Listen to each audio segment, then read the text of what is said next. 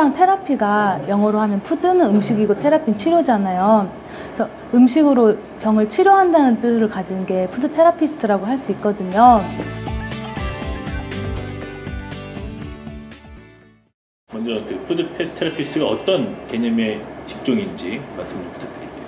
몸에 질병이 있을 때 사람들이 약을 먹을 수도 있지만 음식으로도 치유할 수가 있는 그런 경우가 있잖아요. 만약에 감기가 걸려 있다거나 아니면 비타민 C 뭐 섭취를 하신다거나 뭐 무좀이 있는 경우에는 뭐 면역력을 더 높게 해준 음식을 소개한다거나 하는 그런 이제 음식으로 하는 그런 치유, 그게 푸드 테라피스트입니다.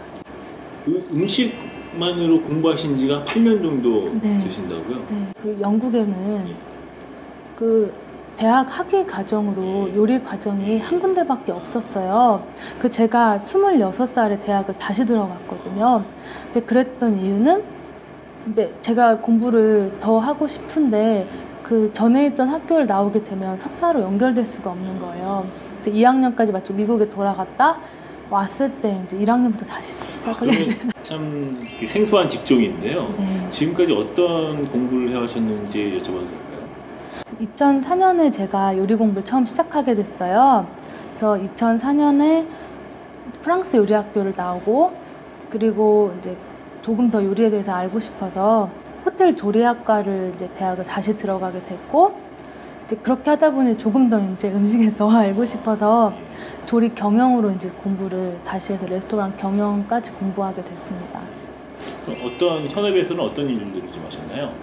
제가 이제 이 책 쓰기 전에 현업에서는 호텔 셰프로도 이제 미국이랑 영국에서 호텔 셰프로도 근무를 했었고요.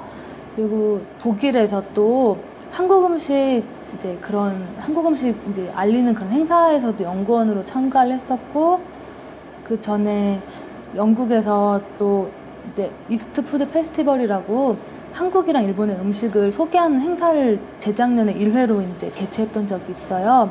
거기서 어시스턴트 마케팅 매니저로 또 근무한 적이 있습니다. 그러니까 아무래도 셰프로 계시다가 네. 이제 푸드 테라피스트라고 전환을 하신 걸로 볼 수도 있는데요. 네. 더 들어간 걸로 볼 네. 수가 있는데 뭐 결정적인 계기가 좀 있으실 것 같아요. 제가 이제 요리를 공부하고 요리를 하다 보니 좀 그런 고민이 드는 거예요. 제가 하는 요리가 맛만 있어서 될까 하는 그런 궁금증이 생겼었어요. 근데 음식이 단지 제가 하는 음식이 단지 맛있는 게 아니고 그 사람의 건강까지 제가 도와줄 수 있는 그런 음식을 하면 어떨까 하는 생각을 해서 이제 그걸 이제 공부하게 됐었거든요. 근데 또 이제 제가 이거에 대해서 관심을 가지게 된 이유가 영국에서 제가 나온 이제 학교 학장님이 그거에 대한 많은 이제 그런 동기부여를 주셨어요. 이제 영국에서 교과서 내시고 여왕 훈장도 받으시고 이제 데이비드 포스켓이라는 분이신데 그분이 수업 시간에 항상 저희한테 그런 말 하시는 거예요. 이제 음식이 단지 맛만 있어서는 안 된다. 이제 음식은 이제 그 사람한테 건강에 챙겨주는 그런 것도 좋다. 또한 이제 그것뿐이 아니고 이제 조금 더 단지 음식을 하는 것에서 벗어나서 요즘 세계의 트렌드는 로컬 푸드, 이제 그 지역에서 생산되는 음식 있잖아요. 로컬 푸드랑 그리고 이제 어떻게 말씀드리지? 그 풋프린트라고 해가지고 그 탄소에 대한 걸 들어보셨는지 모르겠는데, 만약에 저희가 그 아프리카에서 사온 음식을 저희가 사 먹게 되잖아요. 그러면 탄소 발자국이라는 게 또 있어요. 그럼 아프리카에 사는 음식은 맛은 있지만 생각해 보면 저희 환경에 해를 끼치고 있는 거예요.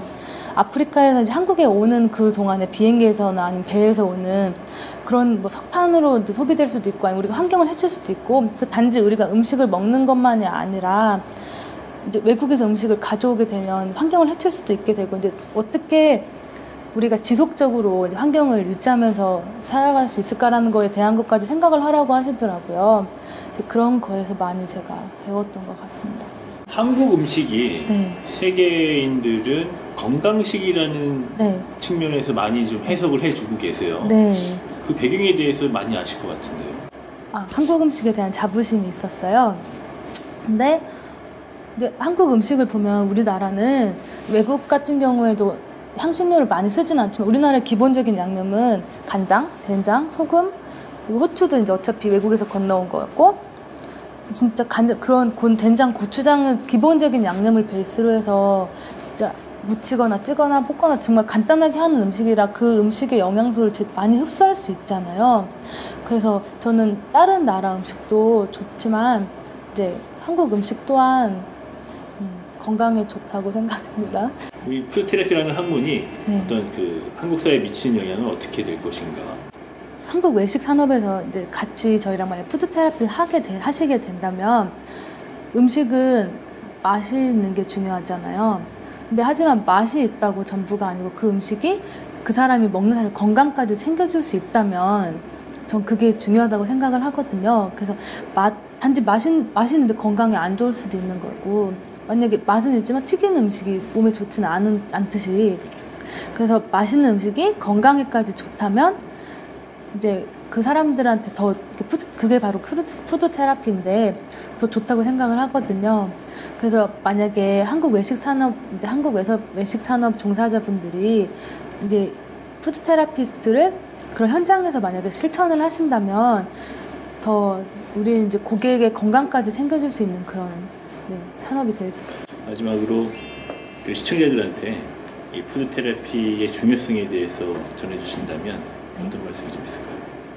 맛있는 음식도 좋지만 맛있지만 건강까지 만약에 우리가 챙겨줄 수 있다면 그게 푸드 테라피라고 생각을 하거든요. 그래서 전 푸드 테라피로 더 건강한 세상을 만드는 데 도움이 될 수 있다고 생각합니다. 앞으로도 푸드 테라피스트로서 어떤 활동 계획을 갖고 계세요? 제가 앞으로 하고 싶은 활동은 단지 요리뿐이 아니고 요리뿐이 아닌 의학 쪽에 약간 이제 의학에 이제 접목시켜 보고 싶어요. 의학이랑 식품 영양이요. 그래서 어떻게 하냐면 만약에 이제 어떤 질병이 있으면 질병이 되는 원인이 있어요.